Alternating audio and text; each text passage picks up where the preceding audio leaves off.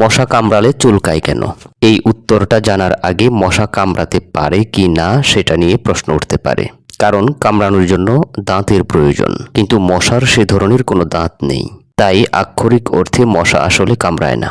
আসলে মশা তার মুখের বিশেষ একটি অঙ্গের মাধ্যমে মানুষ বা অন্য প্রাণীর দেহ থেকে রক্ত চুষে নেয়।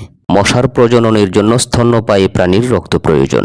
তাই স্ত্রী মশারা মানুষ, গরু, ছাগল সহ অন্যান্য প্রাণীর রক্ত পান করে।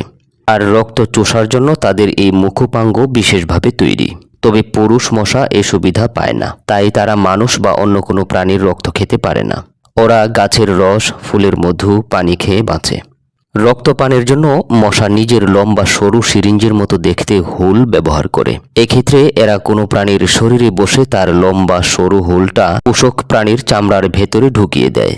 তারপর স্ট্র দিয়ে গ্লাস বা বোতল থেকে পানীয় পান করার মতো প্রাণীটির শরীর থেকে রক্ত চুষে খায়। কিন্তু এ সময় মশার মুখের লালা প্রাণীটির রক্তে মিশে যায়। এই লালায় কিছু রাসায়নিক পদার্থ থাকে যা রক্ত জমাট বাঁধতে বাধা দেয়। ফলে মশা খুব দ্রুত শরীর থেকে রক্ত পান করে সরে পড়তে পারে। আর এই রাসায়নিক পদার্থের কারণেই আমাদের শরীরে সাময়িকভাবে চুলকানির সৃষ্টি হয়। এছাড়া মশার কামড়ানোর স্থান লাল হয়ে যায়।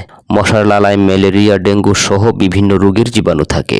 তাই মশার কামড়ে এসব রোগের জীবাণু আমাদের শরীরে এসে বাসা বাঁধতে পারে।